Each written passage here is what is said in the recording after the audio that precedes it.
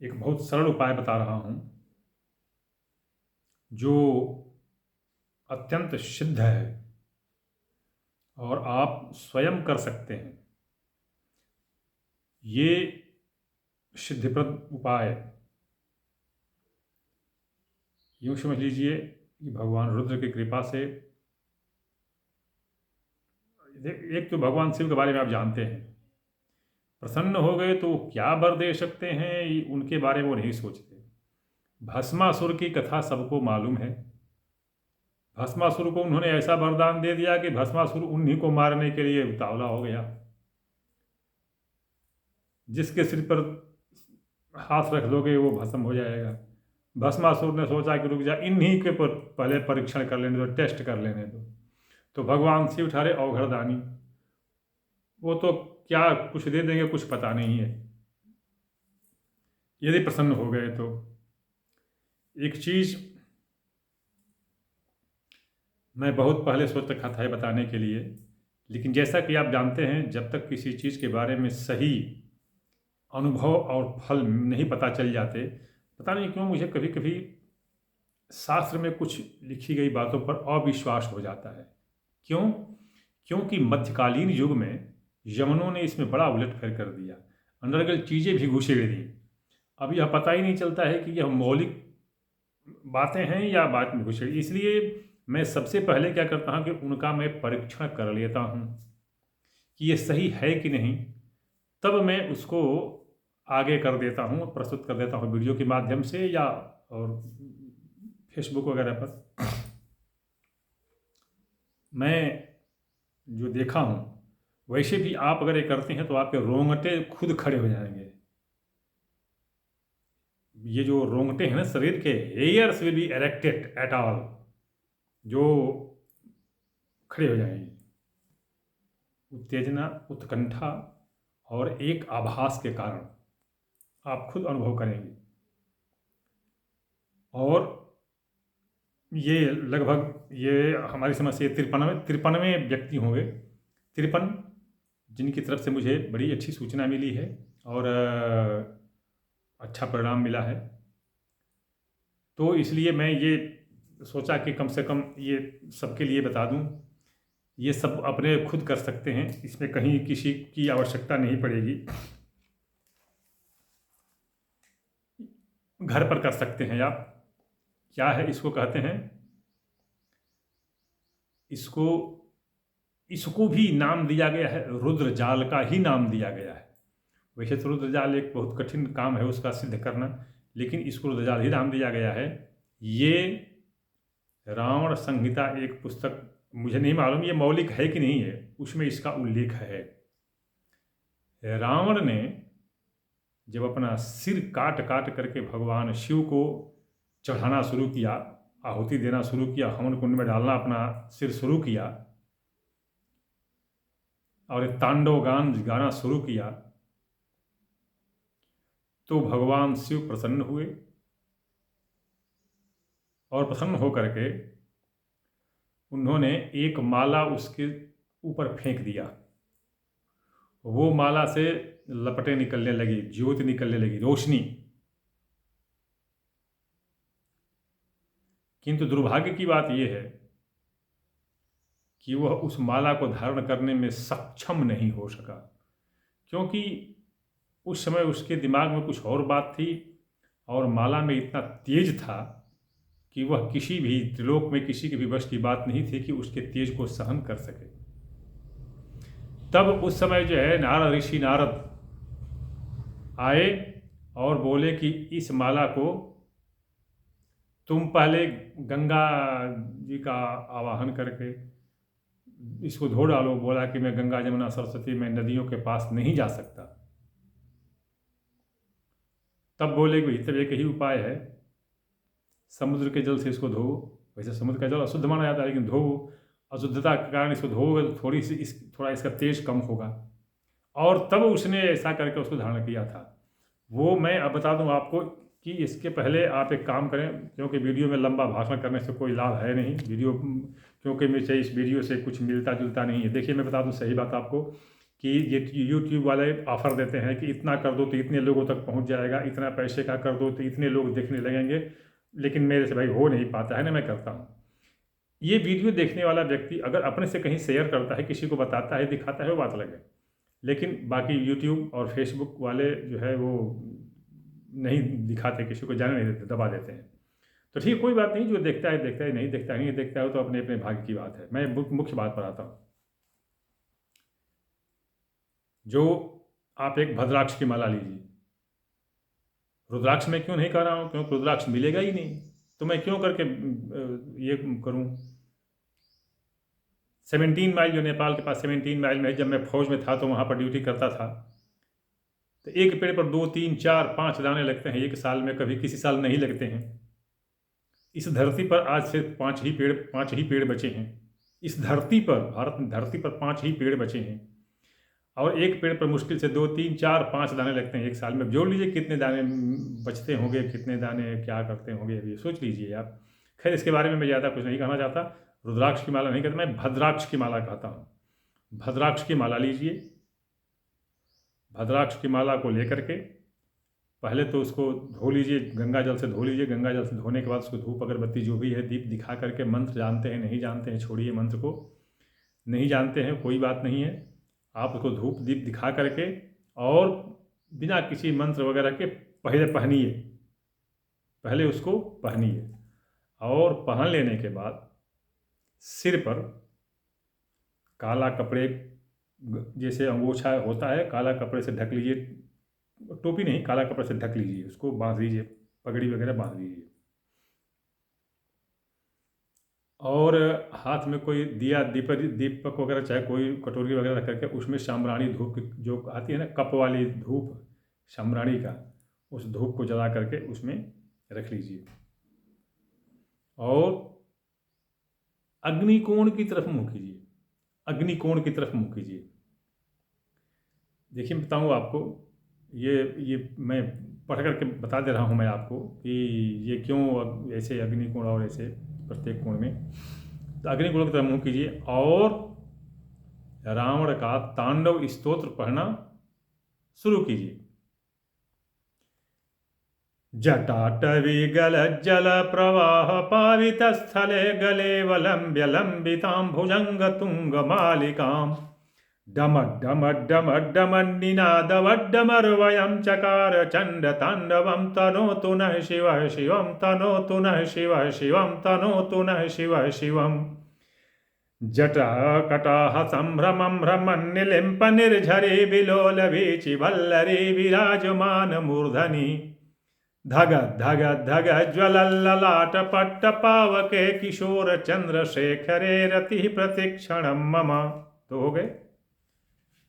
अग्निकोण से दाहिने चलिए, दाहिनी तरफ घूमते चलिए।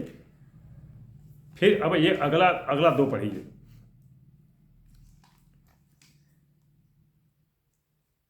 कराल भाल पट्टिका धग धग धग ज्वल धनंजया धरीकृत प्रचंड पंचशायके धराधरेन्द्र नंदिनी कुचाग्र चित्र पत्रक प्रकल्पनैक शिल्पनि त्रिलोचने मतिर्मम, त्रिलोचने मतिर्मम, त्रिलोचने मतिर्मम। नवीन मेघ मंडले निरुद्ध दुर्धर स्फुरत्कुहु निशीथिनी तमः प्रबंध बंधु कंधर निरिंप निर्धरीधर स्तनोतु कृत्य सिंधुर कला निधान बंधुर श्रियं जगद्धुरंधर, श्रियं जगद्धुरंधर, श्रियं जगद्धुरंधर। 2 पढ़ लिए। फिर आप जो है घूमिए, आप अगले दाहिनी तरफ घूमते चले जाइए, जो भी दिशा पड़ती हो आप चलते जाइए। अब देखिए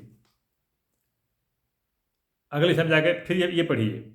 धरा धरेन्द्र नंदिनी विलास बंधु बंधुर स्फुरद दिगंत संतति प्रमोदमान मानसे कृपा कटाक्ष धोरणी निरुद्ध दुर्धरा पदे क्वचिद दिगंबरे मनो विनोद में तु वस्तुनि जटा भुजंग पिंगल स्फुरत् फणा मणि प्रभा कदम्ब कुंकुमद्रव प्रलिप्त दिग्वधू मुखे मदान्ध सिंधुर स्फुरत्वगुत्तरीय मेदुरे मनो विनोद मद्भुतं बिभर्तु भूत भर्तरी, बिभर्तु भूत भर्तरी, बिभर्तु भूत भर्तरी। ये पढ़ लिए 2 ठे। फिर दाहिनी तरफ घूमिए और घूम करके और फिर देखिए हाथ में वो होना चाहिए, वो जो जलता हुआ होना चाहिए, वो जो आपका बताया ना, वो साम्राणी का वो कप, जो धूप जो होता है वो कटोरी में जल धुआं देता हुआ होना चाहिए। अगला, सहस्रलोचन प्रभृत्य शेखलेख शेखर प्रसून धूलि धोरणी विधूसरांघ्रि पीठभू भुजंगराजमालया निबद्ध जाट जूटक श्रिये चिराय जायतां चकोर बंधु शेखर ललाट चत्वरज्वल धनंजय स्फुरिंगभानिपेत पंचशायकं नमन्निलिम्पनायकं सुधामयो खलेखया विराजमान शेखरं महाकपालि संपदे शिरोजटालमस्तु नः शिरोजटालमस्तु नः शिरोजटालमस्तु नः। फिर जो है आप अब आगे दाहिनी तरफ मुड़िए, आप दाहिनी तरफ क्रमशः जो है ना घूमते चले जाइए आप। अब उसके बाद अगला, प्रफुल्ल नील पंकज प्रपंच काली मच्छटा विदम्ब कंठ कंधरा रुचि प्रबंध कंधरम स्मरच्छिदम पुरच्छिदम भवच्छिदम मखच्छिदम गजच्छिकांध कंच्छिदम तमंत कच्छिदम भजे अगर्व सर्व मंगला कला कदम्ब मंजरे रस प्रवाह माधुरे विजृंभणा मधुव्रतम स्मरांतकं पुरांतकं भवांतकं मखांतकं गजांतकांधकांतकं तमंतकांतकं भजे तमंतकांतकं भजे तमंतकांतकं भजे। फिर दो पूरा हो गया, फिर दाहिनी तरफ घूमते चले जाइए। जयत्वद्र विभ्रम भ्रमद भुजंगम स्फुरद धगत धग निर्गत निर्गमत कराल भालमाभ्यहव्यवाट धिमे धिमे धिमे धिमे मृदंग तुंग मंगल ध्वनि क्रम प्रवर्तित प्रचंड तांडव शिव प्रचंड तांडव शिव प्रचंड तांडव शिव दृशद विचित्र तल्पयोर भुजंग मौक्तिकम सरसो गरिष्ठ रत्नलोष्टयो सुहृद विपक्ष पक्षयो तृणारविंद चक्षुषो प्रजामहि महेन्द्रयो समं प्रवर्तयन् मना कदा शिवं भजामहे कदा सदा शिवं भजे कदा सदा शिवं भजे। और फिर आगे, कदा निलिम्प निर्झरे निकुंज कोजकोटरे विमुक्त दुर्मते सदा शिरस्थमंजलिं वहन् विमुक्त लोल लोचनो ललाम भालम लग्न क शिवेति मंत्रमुच्चरन् कदा सुखी भवाम्यहं कदा सुखी भवाम्यहं कदा सुखी भवाम्यहम् इदं हि नित्यमेव मुक्त मुक्तमुत्तमं स्तमं पठन् स्मरन् ब्रुवन् नरो विशुद्धिमेति सन्ततम् हरे गुरौ सुभक्तिमाशु याति नान्यथा गतिं विमोहनं हि देहिनां सुशंकरस्य चिंतनं सुशंकरस्य चिंतनं सुशंकरस्य चिंतनम्। ये आप इतना पढ़िए। देखिए एक बात बताऊँ, ये जो मैं पढ़ा इसको सुनना मैं सामान्य बता रहा हूँ, घर में अगर इसको सुनते भी हैं तो इससे रुद्र का वास होता है, घर में रुद्र का वास होता है। किंतु जो भी बताया ये देखिए, अगर पुस्तक से पढ़ेंगे तो क्रम बदल जाएगा, पुस्तक से पढ़ेंगे तो क्रम बदल जाएगा, क्योंकि मैं जो पढ़ा हूँ वो पुस्तक वाले क्रम से भिन्न है।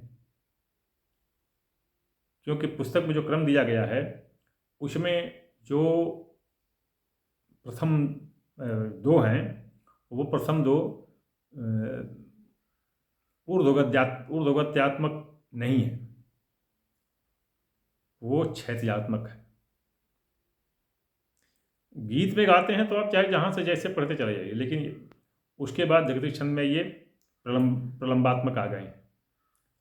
तो ये पुस्तक से जो पढ़ेंगे तो हमारा जो जिस सिद्धि की मैं बात कर रहा हूँ वो सिद्धि नहीं मिलेगी, उसकी सिद्धि की अलग ये है। तो पुस्तक से ना पढ़ें, जो मैं पढ़ा हूँ आपको सुनाया हूँ इस वीडियो में, उसको आप देख लें या 2 4 10 20 बार 25 बार पढ़ लें, उसको जान लें, और फिर क्रम में उसको जो क्रम में पढ़ा हूँ पुस्तक में देख लीजिए कौन सा क्रम में पढ़ा हूँ, तो फिर पुस्तक में भी वही क्रम आप कर लीजिए।